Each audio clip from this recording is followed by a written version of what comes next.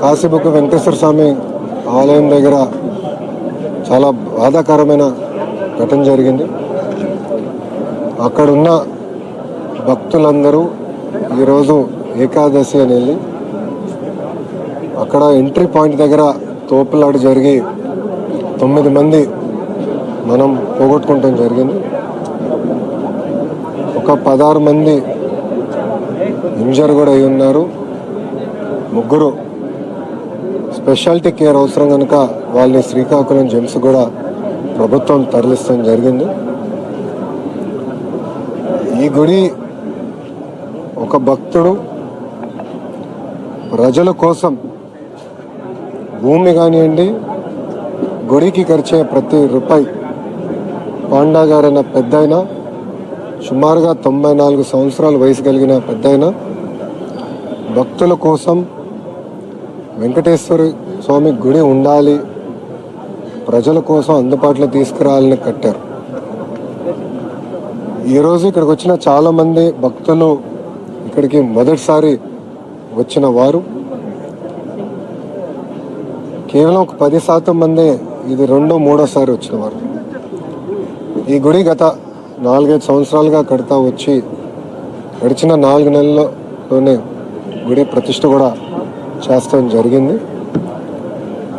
ఇక్కడ లోకల్గా అధికారులు కానివ్వండి, పోలీస్ సోదరులు కానివ్వండి, ఇంతమంది వస్తారని ఎవరికి తెలియలేదు.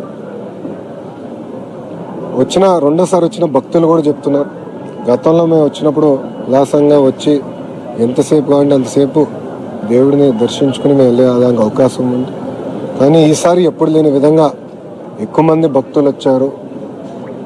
అక్కడ పైకి వెళ్ళేటప్పుడు 2 తలుపులు ఉంటాయి, 2 మార్గాలు ఉంటాయి. ఒకటి ఎంట్రీకి, ఒకటి ఎగ్జిట్కి. గుడి అనేది పొద్దున 6 నుంచి మధ్యాహ్నం 12 వరకు దర్శనం ఏర్పాటు చేశారు. దాని తర్వాత ఒక 3-4 గంటల విరామం తర్వాత మళ్ళీ సాయంత్రం పూట దర్శనాలు ఏర్పాటు చేస్తారు. పొద్దున వెళ్లాల్సిన భక్తులందరూ ఎంట్రీ మార్గం నుంచి వెళ్ళారు. సుమారుగా 11 గంటల 30 నిమిషాలకి, ఎందుకంటే 12ంటికి గుడి ముయ్యాలి కనుక ఎంట్రీ మార్గం అనేది మూసేయడం జరిగింది. సో లోపలున్న భక్తులందరూ దర్శించుకొని బయటికి వస్తున్నారు. బయట ఉన్నవారు మళ్ళీ సాయంత్రం వరకు ఉండాలని కొంతమంది లోపలికి వెళ్ళాలనుకున్నప్పుడు ఒకే మార్గం ఉండేగల అక్కడ తోపులాట జరిగింది. దాంట్లో ముందల పైన ఉన్నవారు, అంటే మెట్లు పై మెట్లో ఉన్నవారు ఒక్కొక్కరు పడతా వచ్చి కింద వరకు అందరు పడ్డారు. ఇంకో పక్కన మీడియా మిత్రులందరూ కూడా చూస్తుంటారు, బ్యారికేడింగ్ వేశారు. కానీ ఆ బ్యారికేడింగ్ ఏంటంటే ఫౌండేషన్ 2.5 ఇంచెసే చేశారు. జనరల్గా ఎక్కువ మంది భక్తులు వచ్చిన ప్రాంతంలో మినిమం 6 ఇంచులు లోపలికి వేస్తారు. అది అక్కడ చేయలేకపోయారు. అంతేకాకుండా ఒక సైడ్ మేము అందరం చూసాం, ఒక సైడ్లో అయితే అక్కడ బ్యారికేడింగ్ తర్వాత డైరెక్ట్గా సిమెంటే ఉంది, ఒక బీమ్ కూడా ఉంది, డైరెక్ట్గా సిమెంటే ఉంది. సో అటు పక్క పడిన వాళ్ళు చాలా ఇబ్బంది పడ్డారు, కొంతమంది చనిపోతాం కూడా జరిగింది. ఇది మాకు పొద్దున మాకు ఒక అలర్ట్ గ్రూప్ ఉంది మంత్రులకి. మాకు అది దాంట్లో వచ్చిన వెంటనే నేను ఇమ్మీడియట్గా శాసనసభ్యురాలు శిరీషక్కకి నేను ఫోన్ చేశాను. ఆమె కూడా పొద్దున 1వ తారీఖు కనుక పెన్షన్ కార్యక్రమంలో ఉంది, ఆమె ఇమ్మీడియట్గా అక్కడ బయలుదేరారు. దాని తర్వాత గౌరవ మంత్రి అచ్చెన్నాయుడు గారికి నేను ఫోన్ చేశాను. ఫోన్ చేసి ఏం జరిగిందంటే ఆయన కూడా నేను బయట ఉన్నాను, ఇమ్మీడియట్గా అక్కడికి వెళ్తున్నాను అని చెప్పాను. అధికారులు ఎస్పీ గారు కానీ కలెక్టర్ గారితో కూడా మాట్లాడారు. అందరు కూడా యుద్ధ ప్రాతిపదికంగా ఆ ప్రాంగణంకి వచ్చి ఇమ్మీడియట్గా ఎవరైతే సీరియస్గా ఉన్నారో వాళ్ళకి శ్రీకాకుళం తరలిస్తాం. కానీ ఎవరికైతే ఇక్కడ ఫ్రాక్చర్స్ ఉన్నాయో వాళ్ళని ఇక్కడ పలాస హాస్పిటల్ తీసుకొచ్చి వాళ్ళకి చికిత్స అందజేస్తాం కూడా జరిగింది. గౌరవ ముఖ్యమంత్రి గారు ఈ ఘటన జరిగే సమయానికి హెలికాప్టర్లో ఉన్నారు. కదిరికి ఆయన 1వ తారీఖు పెన్షన్ కార్యక్రమానికి వెళ్తున్నారు. కరెక్ట్గా 12 గంటల 50 నిమిషాలకి సుమారుగా ఆయన హెలికాప్టర్కి ల్యాండ్ అయిన వెంటనే మేము ఆయనతో మాట్లాడటం జరిగింది. అప్పటి నుంచి ఇప్పటి వరకు కూడా అంటే ఫోన్ చేసి ఏం జరిగింది, ఎలా ఉన్నా మొత్తం తెలుసుకుంటాం జరిగింది. గౌరవ ముఖ్యమంత్రి గారి ఆదేశాల మేరకు చనిపోయిన ప్రతి కుటుంబానికి 15 లక్షల రూపాయలు ప్రభుత్వం తరపున ఆర్థిక సహాయం అందిస్తాం జరుగుతుంది. క్రిటికల్గా ఇంజన్ అయిన వాళ్ళకి 3 లక్షల రూపాయలు ప్రభుత్వం, ఆంధ్ర రాష్ట్ర ప్రభుత్వం అందిస్తాం జరుగుతుంది. ఈ ఘటన జరిగిన వెంటనే ప్రధానమంత్రి కార్యాలయం కూడా వివరాలు తెలియజేస్తాం జరిగింది. వాళ్ళు కూడా ఫోన్ చేసి ఏం జరిగింది, ఎలా జరిగింది అని కనుక్కుంటాం జరిగింది. గౌరవ ప్రధానమంత్రి గారు కూడా చనిపోయిన వారికి 2 లక్షల రూపాయలు, క్రిటికల్గా ఇంజర్ అయిన వాళ్ళకి 50,000 రూపాయలు కేంద్ర ప్రభుత్వం నుంచి కూడా సహాయం అందిస్తాం కూడా జరుగుతుంది. అంతేకాకుండా చనిపోయిన వారిలో 3 తెలుగుదేశం పార్టీ సభ్యులు. సో మాకు కూడా ప్రమాద బీమా కార్యక్రమం ఉంది కనుక ఆ ప్రోగ్రాం ద్వారా ఆ కుటుంబానికి అదనంగా పార్టీ నుంచి 5 లక్షల రూపాయలు ఆ కుటుంబం కూడా అందిస్తాం జరుగుతుంది. గౌరవ ముఖ్యమంత్రి గారు ఇది తెలుసుకున్న వెంటనే నాతో మరియు డిజాస్టర్ మేనేజ్మెంట్ మార్చులు అనిత గారితో కూడా మాట్లాడటం జరిగింది. ఇమ్మీడియట్గా రాష్ట్ర వ్యాప్తంగా ఉన్న కలెక్టర్లకి, ఎస్పీలందరికీ కూడా రాష్ట్రంలో ఉన్న అన్ని గుడులకి వాళ్ళ డేట్స్ ఏంటి, వాళ్ళ ప్రోగ్రామ్స్ ఏంటి, గతంలో భక్తులు ఎంతమంది వచ్చారు, రాబోయే రోజులు ఎంతమంది వస్తారు, ముందల నుంచే మొత్తం వివరాలు సేకరించి సీసీటీవీ కెమెరాలన్నీ కూడా ఏర్పాటు చేసి క్రౌడ్ మానిటరింగ్ కూడా టెక్నాలజీ వాడి చేయమని ఆయన ఆదేశాలు కూడా జారీ చేస్తాం జరిగింది. అంతేకాకుండా ఇలాంటి ఘటన, ఎందుకంటే ఎండోమెంట్ కింద ఉన్న గుడులకి ఒక వ్యవస్థ ఉంటుంది, ఒక మానిటరింగ్ మెకానిజం ఉంటాయి. ప్రైవేట్ గుడులు అంటే ప్రైవేట్ వ్యక్తులు గుడులు కట్టినప్పుడు దానికి తీసుకోవాల్సిన జాగ్రత్తలు ఏంటి, గుడి కట్టేటప్పుడు ఎస్ఓపీస్ ఏమేమి పాటించాలి, దానిపైన కూడా చాలా సీరియస్గా రూపొందించి అది కూడా అనౌన్స్ చేయమని గౌరవ ముఖ్యమంత్రి గారు మంత్రివర్గాన్ని కూడా ఆదేశాలు జారీ చేశారు. ఇది ప్రభుత్వం చాలా సీరియస్గా తీసుకుంటున్నాం. అనుకోకుండా ఇంకో ఘటన జరిగింది.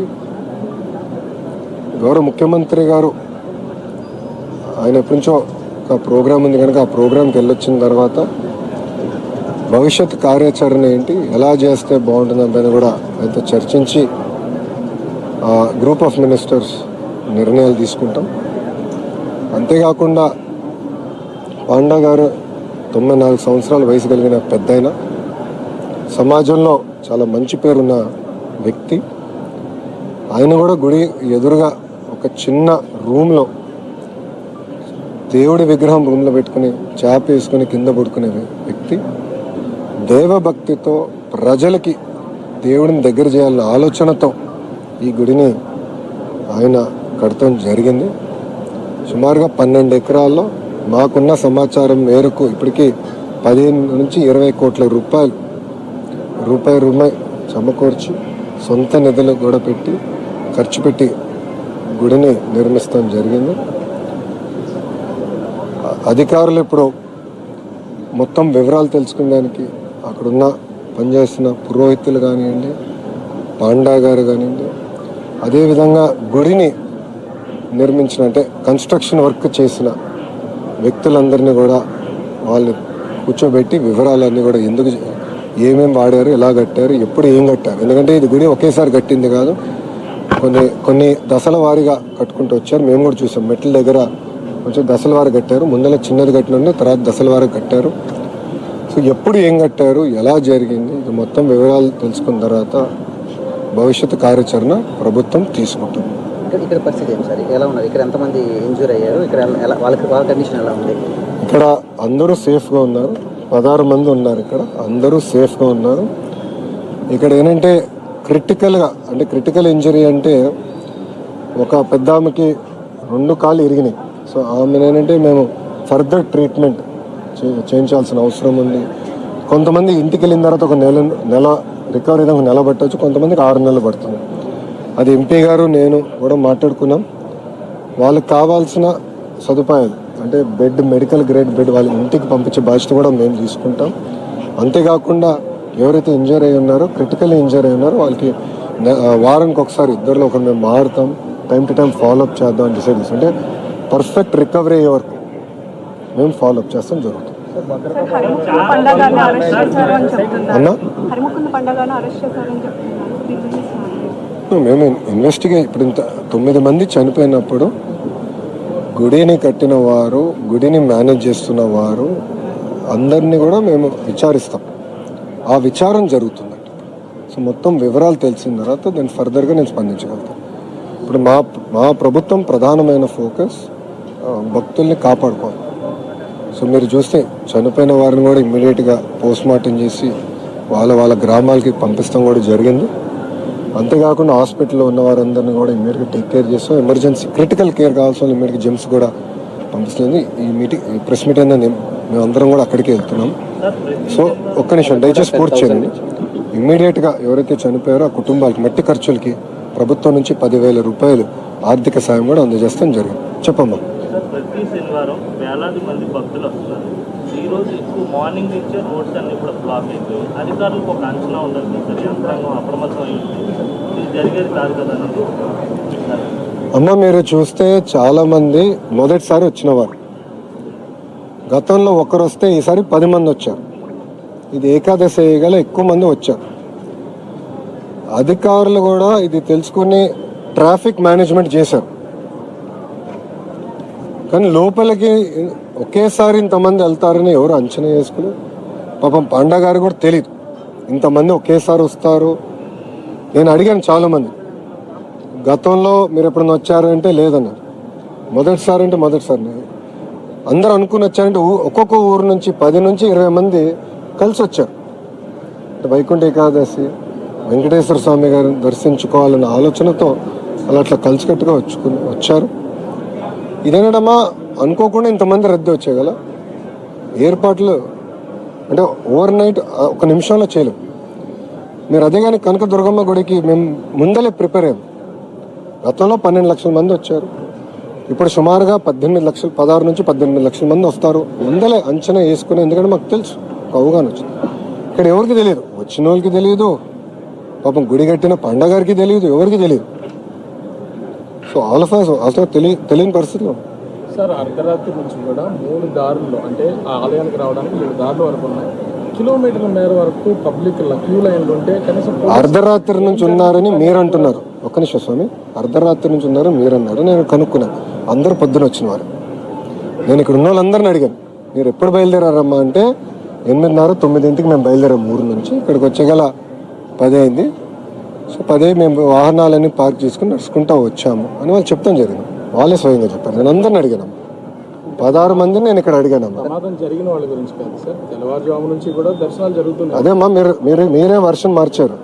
I'm sorry to say. మీరేమన్నారు, నేను రాత్రి అన్నారు, పొద్దున ఇప్పుడేమో తెల్లవారుజామున అంటున్నారు. ఒక్క నిమిషం స్వామి, 6ంటికి గుడి తెరుస్తారని చెప్పారు కదా. బోర్డులు మీరు చదివారమ్మా? బోర్డు మేము చదివానమ్మా. 6 నుంచి 12 వరకు పొద్దున పూట దర్శనం ఉంటుంది. మళ్ళీ సాయంత్రం 4 నుంచి ఒకటి 3 నుంచి అని నీట్గా రాస్తుంది బోర్డు పైన. సో రాస్తుంది. ఇక్కడ చాలా మంది మొదటిసారి వచ్చిన వారు ఉన్నారు. ఎవరు అంచనా వేసుకోలేకపోయారు. ఒక్కొక్క ఊరు, ఒకే ఊరు నుంచి 100 మంది వస్తే అంచనా వేసుకోవచ్చు. ఒక్కొక్క ఊరు నుంచి 10 మంది, 10 మంది వస్తే మాకు కూడా ఎడ తెలుస్తుంది. సో ఇది ఇంకోసారి జరగకుండా ఒక SOP అనేది ఏర్పాటు చేయాలి. అంటే ఎలాంటి సందేహం లేదు, ఇంక ఫుల్ స్టాప్ పెట్టాలి. ఒక SOP ఏర్పాటు చేయాలి. అన్ని గుడుల దగ్గర కెమెరాలు, CCTV కెమెరాలు పెట్టాలి. అది RTGSకి లింక్ చేయాలి.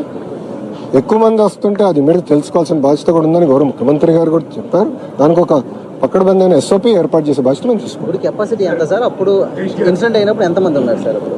అమ్మా ఇంకా అక్కడ CCTV ఫుటేజ్ కానీ కెమెరాలు కానీ ఏం లేవు. ఇన్సిడెంట్ అయిన తర్వాత మీకు ఎట్లయితే సెల్ ఫోన్ ఫుటేజ్ వచ్చిందో అలానే మాకు కూడా వచ్చింది. ఎందుకంటే గుడి చుట్టూ కానీ ఆ ప్రాంగణంలో CCTV లేదమ్మా. సో ఆ టైంలో ఎంతమంది ఉన్నారనేది ఎవరు సరిగ్గా చెప్పలేకపోతున్నారు. కానీ ఒకటేంటంటే గతంలో ఒకరు వస్తే ఈసారి 10 మంది వచ్చారు. నేను చెప్తాం కదా, ఇక్కడ వచ్చిన వాళ్ళే ఎవరైతే ఇప్పుడు అడ్మిట్ అయి ఉన్నారో వాళ్ళే చెప్పారు గతంలో ఒకరు వచ్చారు అని. అడిగా ఎలా ఉంది ఈసారి, ఎందుకు ఎంతమంది వచ్చారంటే గతంలో ఒకరు వచ్చారన్నా, ఈసారి 10 మంది వచ్చారని వాళ్ళే చెప్పారు. భార్య భర్తలు 2 ఉన్నారు. సో వాళ్ళే చెప్పారు. సో దాన్ని బట్టి ఎప్పుడు లేని విధంగా రద్దు అనేది జరిగింది. భద్రతా లోపాలు ఏమైనా గుర్తించారా? డిజిటల్ మీడియా వల్ల ఇప్పుడు టెంపుల్స్ కానీ చిన్న టెంపుల్స్ ఈ మధ్య క్రౌడ్ పెరుగుతున్న పరిస్థితి. సో ఒకప్పుడు దేవాదాయ శాఖ పెద్ద టెంపుల్స్లోనే ఉంటాయి. సో వీటి మీద ఈరోజు ఇన్సిడెంట్ ఫేస్ చేస్తుంది ప్రభుత్వం కూడా. సో ఎక్కడైతే టెంపుల్స్లో క్రౌడ్ పెరుగుతుందో, వాడపల్లి కావచ్చు, ఒకప్పుడు చూస్తే క్రౌడ్ పెరుగుతుంది పరిస్థితి. సో వీటి మీద అయినా ఖచ్చితంగా ఎస్ఓపి కానీ స్టాండ్ ప్రభుత్వం ఏదైనా ఆలోచన చేయాలి. అంటే సోషల్ మీడియా ఇంపాక్ట్ ఈ క్రౌడ్ పెరుగుతుంది, భక్తులు పెరుగుతున్న పరిస్థితి. అవును, ఒక పక్కన సోషల్ మీడియా ఇంపాక్ట్ ఉంది, ఇంకో పక్కన ఉచిత బస్ ప్రయాణం కూడా ఉంది. ఎందుకంటే భక్తుల్ని దేవుడిని దర్శించుకునే దానికి భక్తులు కూడా మనం చూసాం. దుర్గమ్మ గుడి దగ్గరికి సిక్కోలు కూడా వచ్చారు, ఎప్పుడు రాని వారు కూడా వచ్చారు, మొదటిసారి వచ్చిన వారు కూడా చాలా మంది వచ్చారమ్మా. అక్కడ మేము అంచనా వేసాం రద్దీ పెరుగుతుంది, ఇప్పుడు ఉచిత బస్ ప్రయాణం ఉంది కనుక ఎక్కువ మంది వస్తారని మేము అంచనా వేసాం. తగిన చర్యలు తీసుకున్నాం, జాగ్రత్తలు తీసుకున్నాం. సో అక్కడ చూస్తే ఎవరికి ఎలాంటి ఇబ్బందులు లేకుండా మేము చూసుకుంటాం జరిగింది. సో అందుకే అంటున్నాం, ఒక ఎస్ఓపి అనేది ఏర్పాటు చేసుకోవాలి.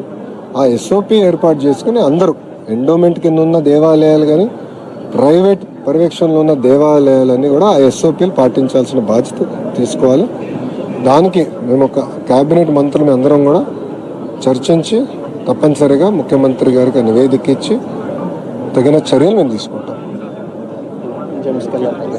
ఓకేమ్మా, థ్యాంక్ యూ అమ్మా, జయంత్.